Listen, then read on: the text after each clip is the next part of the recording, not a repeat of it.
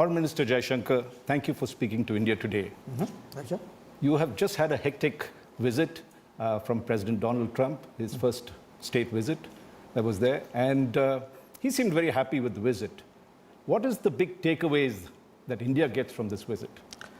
Well, this is the 7th visit by an American president. It's the first time that you've had a visit only to India, which I think says something. It comes in his first term. The fact that he's taken time off as the political calendar unfolds shows you that importance which we both give to the relationship. Right. So I think the right way to see this visit is that you are actually seeing the India-America relationship kind of develop, mature. In many ways, there are new areas of cooperation. It's getting deeper. The numbers are getting larger. So it's really, in a sense, it's organically, smoothly moving forward. But there are many more dimensions, much closer cooperation. And you can see that today. You can see that in the politics of the relationship, in the strategic convergence, in the quality of the defense relationship. There were some agreements which preceded the visit.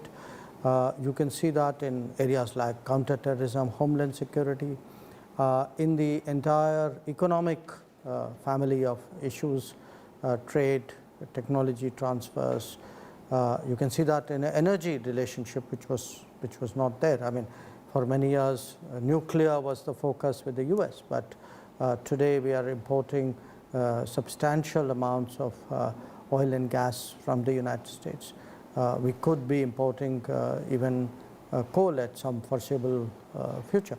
And you can see that in the people-to-people. One of the unique characteristics of this relationship today is what a strong P2P component it has. And again, that is on the Indian side, people have had concerns about visas and right. Was that question addressed the H-1B visa? No, but hold on. Let me finish there.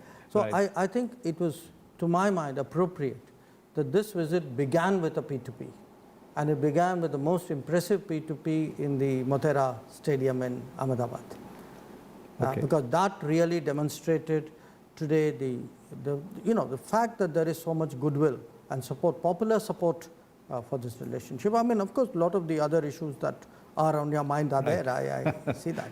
Well, let's start with those issues, particularly on the trade, given that President Trump has paid great emphasis on trade itself and has had concerns with India's balance of trade, saying that we have high tariffs.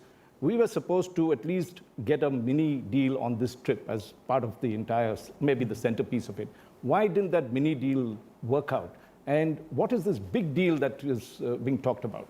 Well, I think we had negotiations between our trade ministers. Most of those related to market access issues, some to tariff issues, and what they were trying to do was to put together a fair package. Now, in between, there was some I would say, people were of double mind. Do we do a mini deal or do we do a bigger deal? Do we do both? Do we only do one? I think these were issues. So finally, where it got settled yesterday evening was that we would do a deal.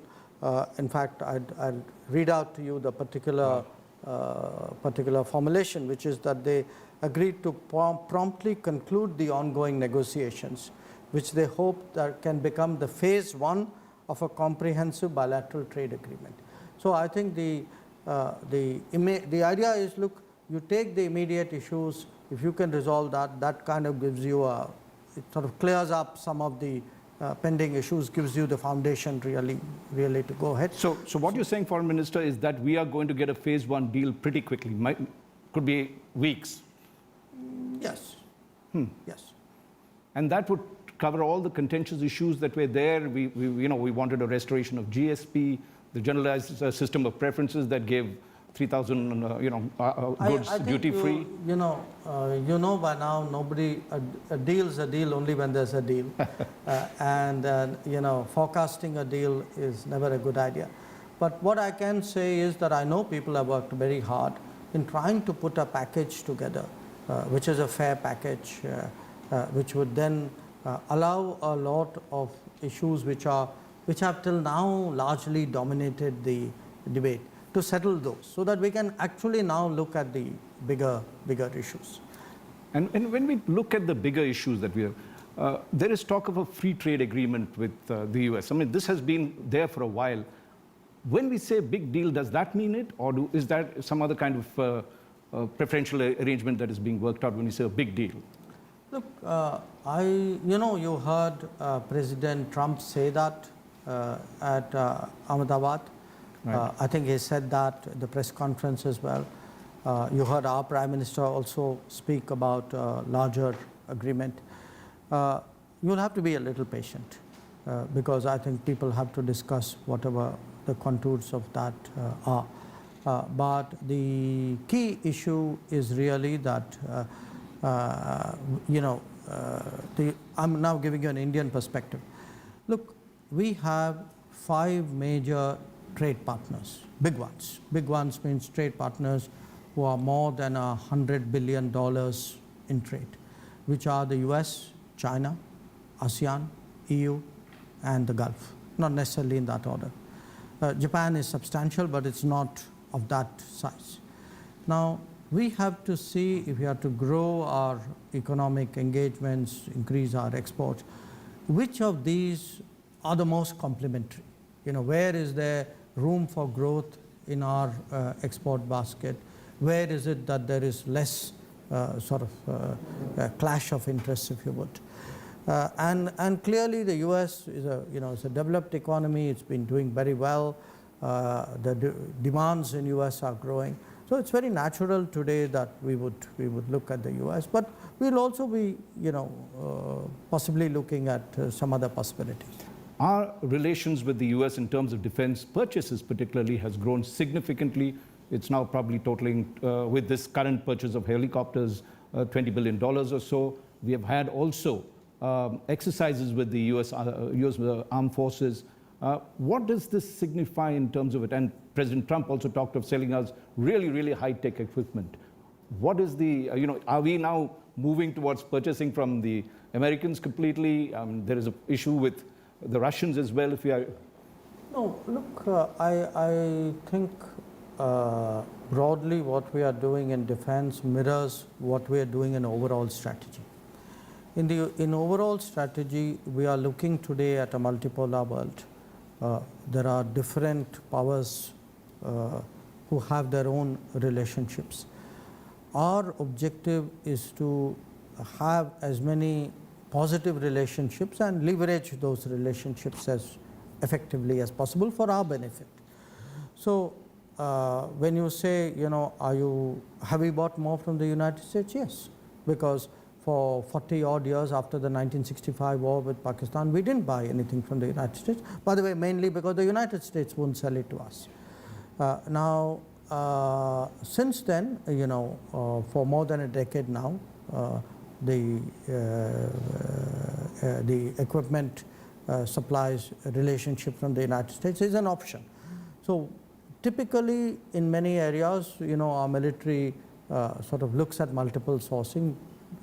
Sometimes they tender it out, sometimes one particular option is obviously more, fits the bill very neatly. It depends, on the situation. There are different models here.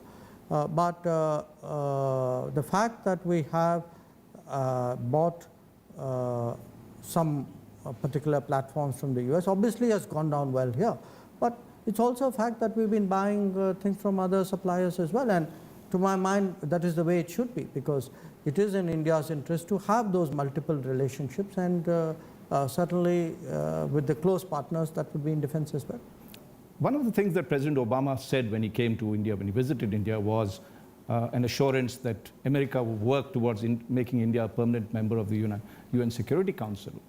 Where has that, President Trump also mentioned it in his statement, but is this still just mouthing words that really have no meaning, because now it's almost 10 years since we've been saying this? Is there any progress? Do you see any change in attitude? Well, look, the United States, the support of the United States for our becoming permanent member of the Security Council is welcome. It is not just welcome, it is important, it is valuable. But the reform of the United Nations concerns many other countries. So this is not a problem for the lack of an outcome, is not an Indo-US issue. It is an issue of the United Nations. And our sense is today that an overwhelming number of countries support the idea of a reformed United Nations. I think the fact that today we are still looking at a kind of a 1945 design of a particular organization. I mean, 1945 was 75 years ago. Okay, so I think it would be fair to call it anachronistic. So so much has changed in the world in the last 75 years. I mean, you had even G7, today, in a sense, replaced by G20, which shows that the world has changed. So if everywhere else the world has changed and people support it, why should you hold back in one particular arena unless somebody has a vested interest in doing so? We think today that the world is ready for a reformed UN. We believe the vast number of countries support it. We would like to see text-based negotiations on this, and we would urge all the other countries, especially those who have a prominent role in the UN, to support that. Now, coming to what we had earlier just referred to was the concern in the US in terms of its migration policy, and particularly impacting our H-1B visas and our H-4 visas. Was that something that we got a assurance from President Trump that in terms of looking at Indians, we would not be impacted by whatever policy he has? No, look, I don't think it works quite the way you put it. I would put it this way, and that's how it happened. Look, India is today itself a source of innovation and a very important source of talent. Okay. There is a high degree of trust between India and the United States because we are democratic societies. So, and we are democratic societies. We understand and respect market rules, market economic rules. So there is a direct connect between talent and innovation. The flow of talent is not just an Indian preference. We believe it is an American interest, and I think most Americans recognize that. So the issue today is that how do you, if the United States wants to remain as the leader of innovation and technology in the world, then it makes sense for the United States to remain open to the flow of talent. And India, of course, as I said, has an interest both in the talent and in the innovation. And talent in this particular case, though it's not the only case, the talent is significantly H-1B category of visas. So do we support and make a case for H-1B visas and smoother, more liberal H-1B visas? Of course we do, and we did on this occasion. Are we attempting to, would we like to convince others that, look, that is critical to your remaining a technology leader? Of course that is our endeavor, that's our natural endeavor. What is the big difference, paradigm shift been there in the way we have dealt with Pakistan, this regime, the Modi regime? Well, look, I think the agenda, there's been a difference in the agenda, there's been a difference in the approach, and there's been much greater clarity in that regard. At the end of the day, what does it come down to? It comes down to, look, a neighbor is a neighbor, we all know that, why it's important. I mean, these are the obvious things in the relationship. But finally, what it comes down to is the issue of terrorism, cross-border terrorism, and whether in some way our approach ends up normalizing it or contributes to normalizing it or prevents or doesn't, sharpen global awareness about it. What we have to do is to make sure that the world must, the world must not accept the use of cross-border terrorism as a diplomatic tool under any circumstances, which means I must keep the spotlight on that. I must make it very clear, look, this is simply not on. And even the issue is not do you talk to them, do you not talk to them. The issue is what do you talk to them about and what should be the behavioral pattern as you talk. So if you overlook, if we the victims go soft on somebody perpetrating terrorism against us, how do you expect the rest of the world to, will they stand up for you more than you are standing up for yourself? So it's not that complicated. What did the strikes in Balakot and Uri change in some senses? What was the paradigm? Was there a paradigm shift in the way we dealt? What did it give us? No, look, I think you know the answer.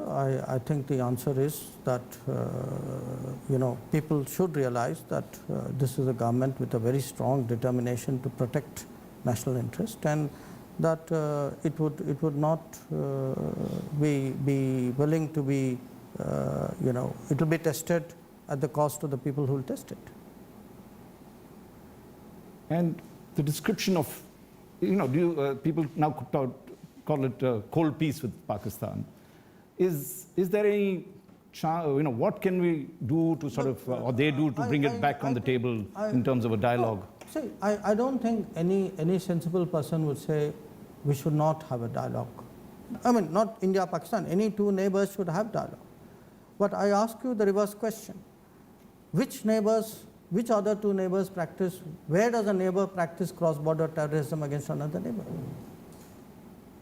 Because the moment you get away from that question and you pose all these other questions, you are now ducking that debate.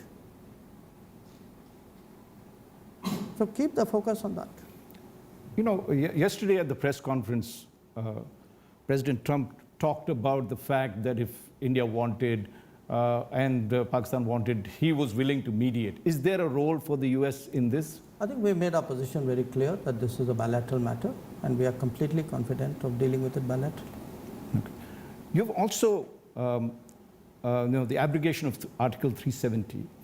How has that played out internationally? How have you been dealing with this, with the various meetings that you've been holding in Europe? There's been concern in the US as well about it. What is the general sense you get about Article 370, the abrogation of it? Look, I think if you explain to them what's happened in non-dogma terms, then they do understand that there were multiple issues out here. And there were issues of development, there were issues of socio-economic rights and laws. There were issues of separatism, there were issues of terrorism, and they're all kind of interconnected in different ways. My sense is if you explain to people a certain historical perspective and then what is your thinking in reasonable terms, those who are open-minded are willing to listen and appreciate that point of view. Obviously those who are not, are not. So my own sense is that today we are now quite a few months since that has happened in August. There is a larger understanding, especially among governments, because look, governments are more serious about this exercise. In terms of CAA and NRC, has that come up in all your dealings internationally, and what have we explained in that? Well, it has, sometimes it has come up. It came up, for example, when I was in Brussels. Mostly people wanting to know, the way it happens is, a foreign minister or somebody like that would come up to you and say, look, this is what I hear. Could you give me your perspective? So, and naturally we give them what is the accurate perspective on the matter. Now, we do explain to them that, since you asked about CAA, that look, if you look at the objectives of the changes in legislation, what does it do really? We already have a number of stateless people in this country. It reduces statelessness. Okay? It doesn't take away citizenship from anybody. It gives a number of people who don't have citizenship today, it gives them citizenship. So the result is the total statelessness in India has come down. And you are managing it in a way in which you don't want to create a greater pull factor in your neighborhood. Okay? Because this country has its own challenges. I mean, it should not be burdened with the challenges of the larger region directly as well. Now, if you put it to them, you explain to them conceptually, somebody in Europe understands that, because after all, what is today Europe trying to do when it comes to migration? Europe is also trying to reduce statelessness. Europe also wants to do it without a pull factor. Coming to China, we've had the Chennai spirit that was there. We've had differences with China on the border issue. We have differences in terms of trade imbalances in their favor. And of course, their relations with Pakistan, particularly CPEC, their corridor that they built on POK, or the economic corridor that they're planning to build in POK. How much of that have we been able to address in terms of China, the concerns that were there, given the kind of closeness the two leaders exhibited at Chennai? See, I would make two separate points, and it's important to understand both of them, because one, that we have an extraordinarily complex relationship with China, because if you look, as you yourself said, there's the boundary question, there are security issues, there's their relationship with Pakistan, there are trade concerns. Now, each one is a complex issue in itself, and put together, and it has taken multiple governments over many years to grapple with these issues, and as China has risen, these issues have not got smaller, because China's capability has grown, its ambitions has grown, its influence has grown. So, first of all, let's recognize that these are not issues which are going to be amenable to easy and ready solutions. If they were, previous governments and previous diplomats would have solved it. The second issue which you have to look at is, recognizing these are complex issues, do you then deal more with China or less with China? At a higher level with China or at a lower level with China? Deal more intensively and more open-mindedly with China or not? So I would put it to you, precisely because the issues are so serious and so complex, it's important to have a very high-level communication.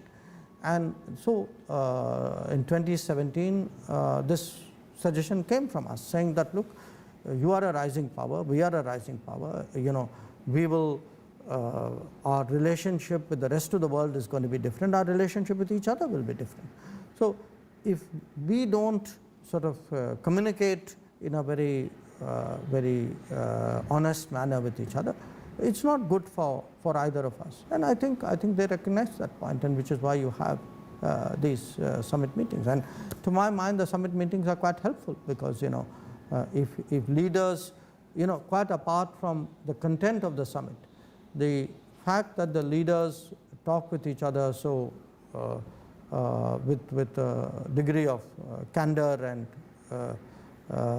directness, I think it sends a good message down the system. Foreign Minister, thank you so much for this. Thank you.